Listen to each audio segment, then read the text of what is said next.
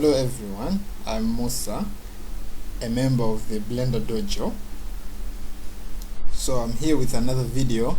Will be a sort of behind the scenes discussion of the shorts that you just watched. Alright, so I'm gonna explain how I did that, and then I'm gonna give some tips on how to make your Blender work awesome. Right? Yeah. Okay. So let's talk about it. But first, let me talk about this image right here. Alright. So this picture is from the film Justice League. That's Superman, by the way. Okay. So what's wrong with this picture? Well, as you can see, obviously the physics doesn't work. It doesn't make sense in the context of the film. Of course, that's Superman, and for me as a DC fan and a VFX fan, this was very insulting, honestly, to see in the theater. Alright, so first things first, rule number one: your art should make sense. If you want to do something, if you want to make a scene, you should first ask yourself, is it appropriate for this scene, for this particular scene? So for example, I know a lot of you are fans of Ian Hubert's and his style of making art in Blender, but a word of caution: don't use that method in each and every scene.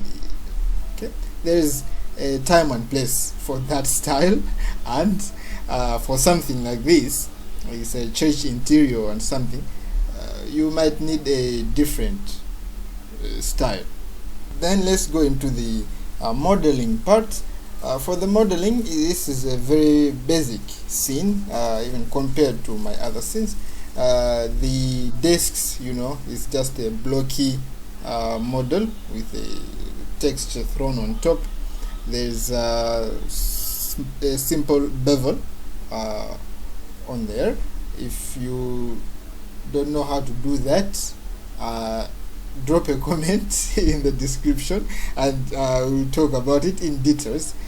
The church itself is a simple reference. I just took a reference and modeled one section here and just array modified the stuff out of it. Alright, so we made all that.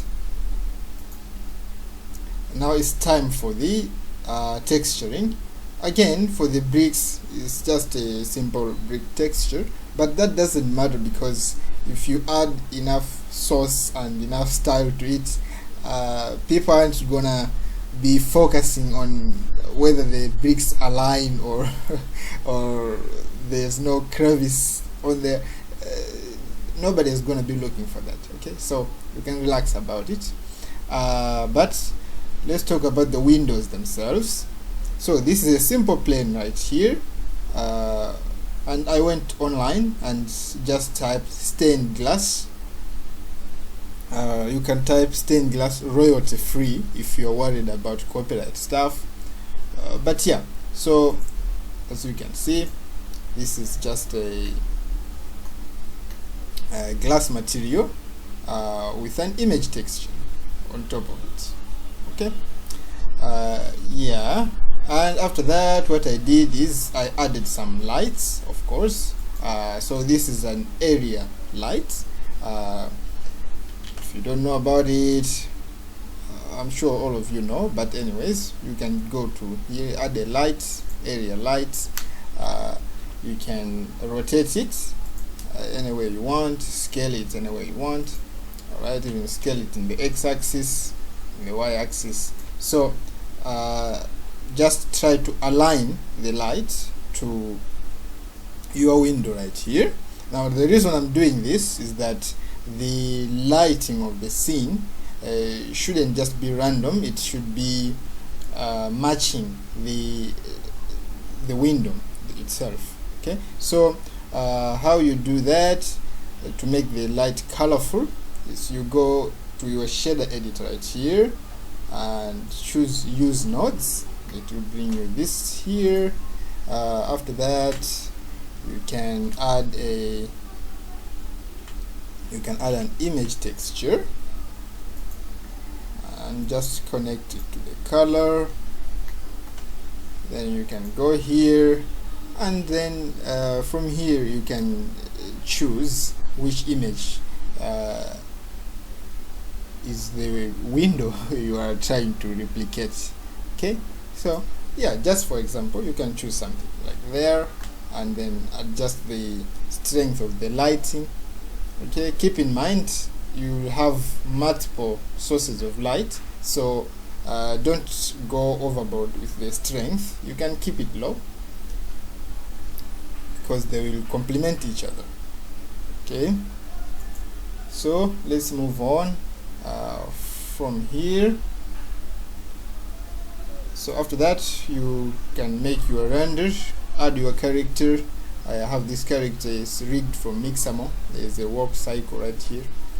Okay, so after that, let's go to the main point of the video, to the compositing. Okay, so I have this contraption right here. So this is the finished, this is the final image that I'm coming up with. As you can see, there's some sunbeams and a little bit of a glow. You can see the lights are a bit more interesting. Okay, so let's look at what each node is doing.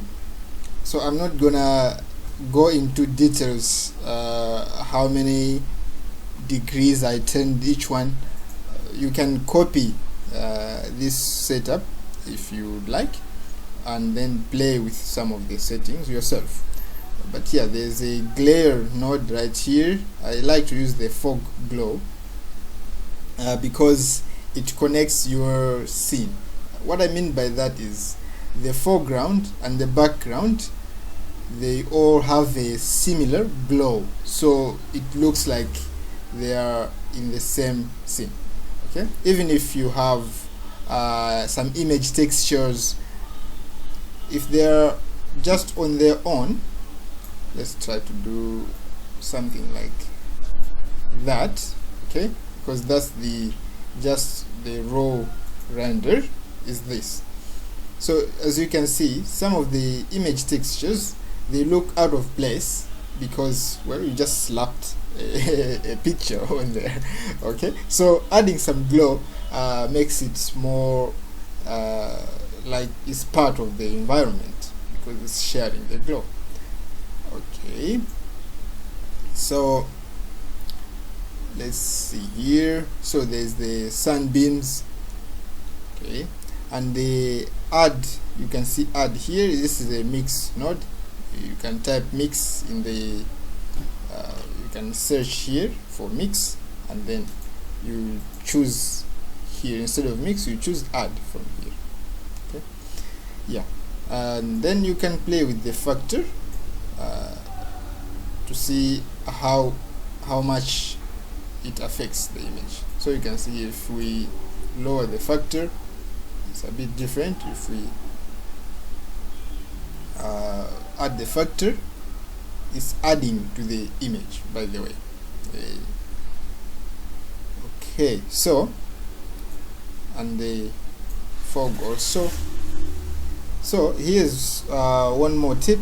The fog glow here, it makes your image much brighter. So to compensate for that, you need to make your image a bit darker. So what I did is I put it on high contrast here in the color management. Put high contrast, and if that is still not enough, if it's still too bright, you can play with the exposure right here, and if you can find a good section, a good place that you like. Also, you can play with the gamma. All these have their uses. I don't presume to know everything, but you can even use the graph editor right here. It has some changes. You just need to experiment with it, and you will see it's actually quite useful. It's quite useful.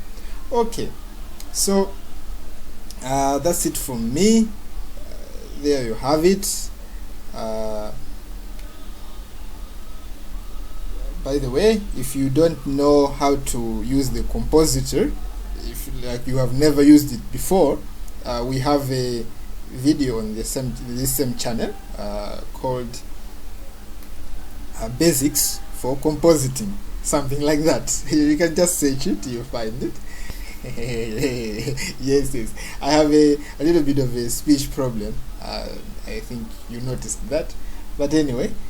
Alright, so that's it, guys.